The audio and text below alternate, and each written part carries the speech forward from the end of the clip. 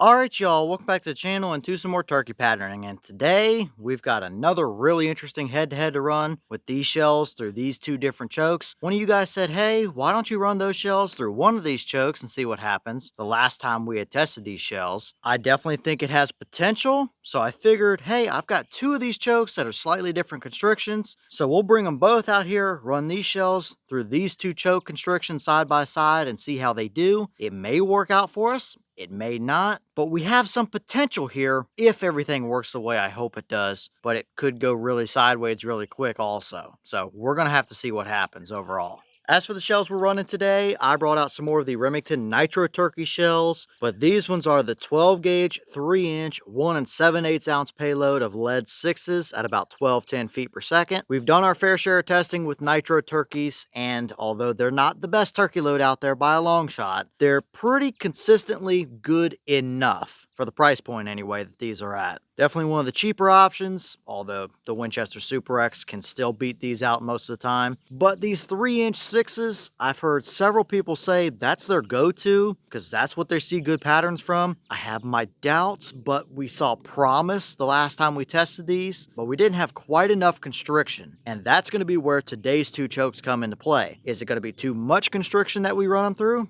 Or is it going to be exactly what they need? We'll see what happens. But for our shotgun we're running, I brought out the Remington 870 Special Purpose. This one's got a 26-inch barrel on it. And for our two chokes, we've got these two. These are some Remington TSS turkey chokes. As far as I'm aware, these are kind of the last factory made, but kind of aftermarket chokes that Remington put out. They did a number of them over the years, but when TSS started becoming popular, this was their offering, is these two. We've got a 645 constriction and a 650 constriction. So definitely getting down there into the tighter choke constriction range, but both of these have shown consistently nice patterns. They're not typically screaming tight necessarily, but they usually give us nice even hunting spreads, surprisingly enough, for the constrictions. So can that trend continue today with a lead 6, or is this too much choke? I think it has the potential to go either way. If it works, it might be nice. If it doesn't, it could be terrible. But we'll see what the difference is and if one is the magic combo over the other as far as the constriction goes. So as for our test today, we're running everything the same as usual. I've got both turkey targets side by side at 40 yards and the chrono to get the velocity. So let's get you guys a view of those targets. We'll start with our 645 and then go to our 650 and we'll see what happens. I'm really curious to see what kind of patterns we get being a Remington lead 6 through this much choke constriction. I don't know what we're going to see, but let's take some shots and see what happens.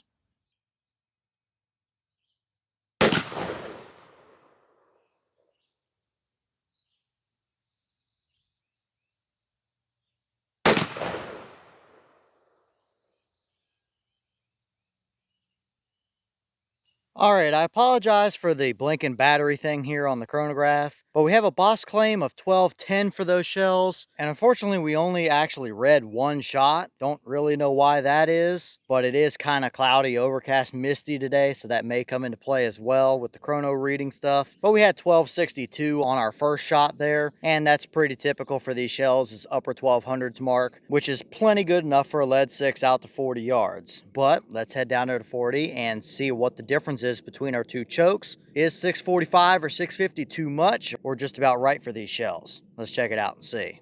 All right, now we're down here at our 40-yard papers, and we see two very interesting results. I think numbers-wise, these are probably going to be pretty close, but we may have a little bit of a winner with the 650, the little more open choke. On the left, we have our 645 choke, and on the right, we have our 650. Both of them kind of favored a little bit high and to the right. I knew that with both of these chokes that they tended to like to do that, so I was aiming pretty much bottom left corner of the turkey target for both, and they still don't hit quite perfect point of aim. So that's another reason why you always test with the combo you plan to hunt with before just taking it out in the woods, because if you wanted to run a combo like this, you may need a red dot on that gun.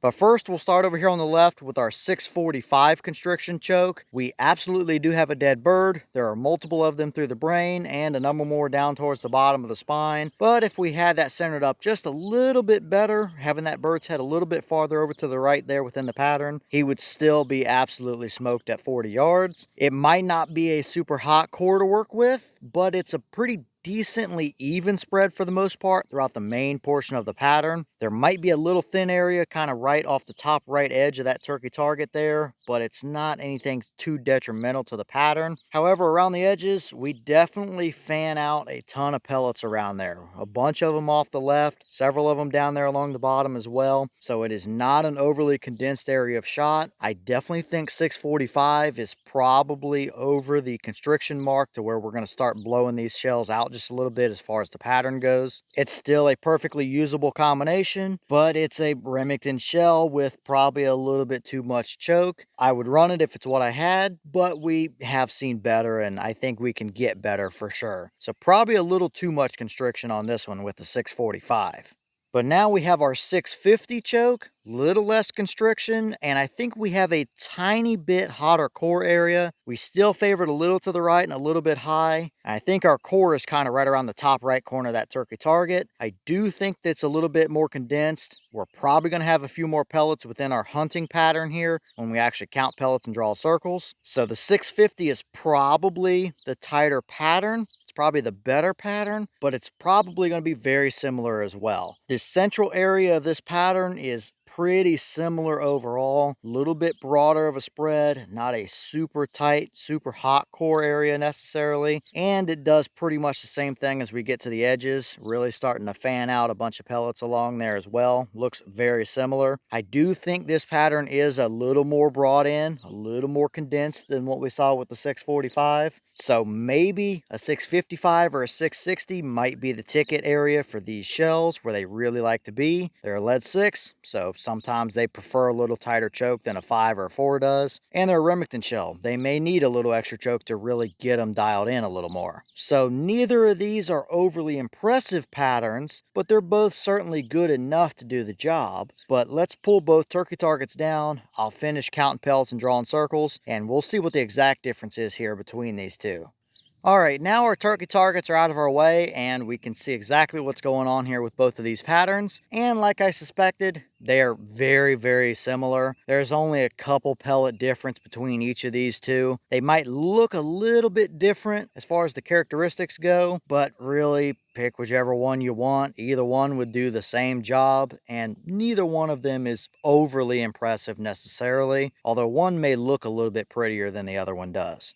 Again, we'll start over here on the left with our 645 constriction choke. We have a 10 and 20 inch circle drawn there. Within our 10 inch core, we have 83 total pellets. Typically, I like to see 100 or more for a good solid performing lead shell. So we're not far off, but it is a little bit more just a broad spread throughout the core. And that continues out to our 20 inch leeway ring as well. We pick up an additional 119 pellets there, and it remains a pretty even spread throughout most of the pattern. Obviously, we can definitely see all the scattered stuff around the edges here. It's very obvious, and I still don't think this is the right choke combo for them. It's probably too much constriction, but out of these two, this pattern might be the prettier looking pattern. It might not be quite as splotchy throughout the entire thing, or at least definitely within our hunting spread there within the circles, and it would certainly do the job, but it probably wouldn't be my first choice either, although between these two, I might choose this pattern over what the 650 gave us. Because here we now have our 650 choke. We have the same 10 and 20 inch circles drawn. Within our 10 inch ring, we have 87 pellets. That's compared to 83 with the 645, but you can see how we definitely are not super even. It's got a hotter zone at the top half of the circle and a thinner zone at the bottom half, and that really becomes apparent with the outer 20 inch leeway ring. We pick up 112 pellets there compared to 119 with the 645. So this pattern we're looking at has a couple more in the core and a couple less in the 20 inch leeway ring, but it gets a little bit blotchy pretty quick. We have that hotter spot in the top of our 10 inch ring. We have a pretty thin area over here on the top right corner of the 20 inch ring with a little hotter zone over on the top left there. And around the edges, we still see the same scattered stuff kind of all over the place. So this pattern, Although it might technically have a couple more pellets in the core, I think it's a little bit less even throughout the entire thing. A little bit blotchier, just not quite the perfect choke again. Probably still a little too much constriction for them. We did technically increase our core numbers a little, so maybe a 655 or a 660 might be the ticket for these to bring them in a little bit more, but I probably still like the 645 a touch more than what the 650 gave us.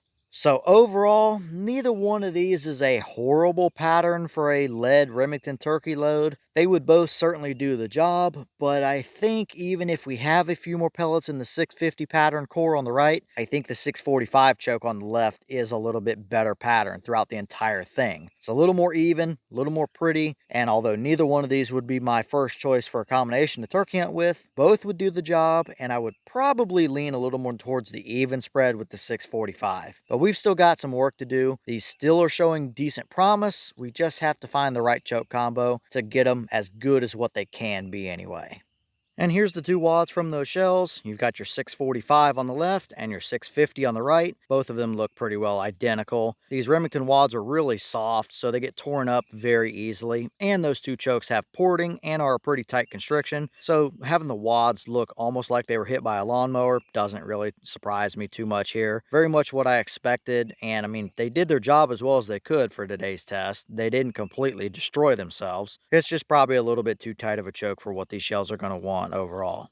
Alright y'all, well, what did you think about these two results right here? They're okay, they're perfectly adequate turkey patterns, but we definitely didn't light the board up either. I think we're actually going a little bit farther backwards than what we initially saw with the 665 we started with these shells anyway. That's why I really think 660, maybe 655 with the right choke might be the ticket. A lead 6 Remington shell, they're gonna be finicky to dial in, and we're gonna be a little bit shell limited. We know the Nitro Turkeys are not the greatest thing on the shelf for sure, but I still think we could probably get a little bit better than what we got here. Out of these two, I'd probably go with a little more even spread that the tighter 645 gave us, but either one would serve the same purpose. They're both fine, but they're not anything special to write home about either. I was hoping maybe we could see a little bit better, that maybe a little more choke would dial them in a little bit more, but it doesn't entirely surprise me either that these are probably a little bit on the tighter side. But at least now we know, and we're starting to zero in on maybe what choke constriction these shells might really want. But leave all your thoughts down below. Is that about what you expected to see? Were you a little surprised one way or the other? Have you tested any of these Nitro Turkey 6s? And if so, what kind of results have you seen? Are either one of these a combo you would hunt with? And if so,